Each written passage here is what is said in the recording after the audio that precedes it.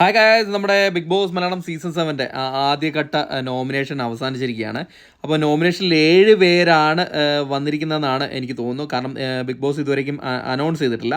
അപ്പം 7 പേര് എനിക്ക് തോന്നുന്നു 2 വോട്ട് കൂടുതൽ കിട്ടിയ ആൾക്കാരായിരിക്കും ഇത്തവണ നോമിനേഷനിൽ വരിക. അതുകൊണ്ട് തന്നെ 7 പേരിൽ ഗിസൽ, ശൈത്യ, മുൻഷി, ആര്യൻ, രേണു, ശാരിക, നെവിൻ ഇവർക്കൊക്കെയാണ് 2 വോട്ടിൽ മുകളിൽ കിട്ടിയത്.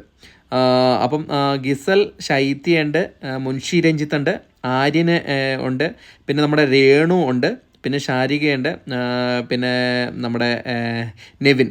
അപ്പം ഇത്ര 7 പേരാണെന്നാണ് ഉദ്ദേശിക്കുന്നത്. കാരണം എന്തായാലും അനൗൺസ്മെൻറ്റ് ഉടൻ ഉണ്ടാവും ബിഗ് ബോസിൻ്റെ. കാരണം ഇവർക്കൊക്കെയാണ് 2 വോട്ടിൽ കൂടുതൽ കിട്ടിയിരിക്കുന്നത്. എന്തായാലും അനു വന്നിട്ട് ഗിസലിൻ്റെയും രഞ്ജിത്തിൻ്റെയും പേര് പറഞ്ഞിട്ടുണ്ട്. ആര്യൻ വന്നിട്ട് ശൈത്യയുടെയും നെവിൻ്റെയും പേരാണ് പറഞ്ഞിരിക്കുന്നത്. നമ്മുടെ ശാരിക വന്നിട്ട് ആര്യൻ, ഒനിയൽ, സാബുവിൻ്റെ പേരാണ് പറഞ്ഞിരിക്കുന്നത്. അക്ബർ ഖാൻ വന്നിട്ട് ആദില നൂറയും രഞ്ജിത്തിൻ്റെയും പേര് പറഞ്ഞിട്ടുണ്ട്. ബിൻസി വന്നിട്ട് ശൈത്യയുടെയും നെവിൻ്റെയും പേര് പറഞ്ഞിട്ടുണ്ട്.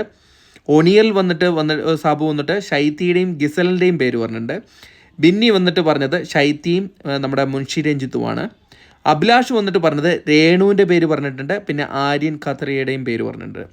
രന ഫാത്തിമ വന്ന് പറഞ്ഞത് നെവിൻ്റെയും ശൈത്യയുടെയും പേരാണ്. ശൈത്യയ്ക്കാണ് കേട്ടോ ഏറ്റവും കൂടുതൽ വോട്ട് ഇട്ടിരിക്കുന്നത്. രഞ്ജിത്ത് വന്നിട്ട് പറഞ്ഞിരിക്കുന്നത് ശൈത്യയുടെയും ഗിസലിൻ്റെയും പേരാണ് പറഞ്ഞിരിക്കുന്നത്.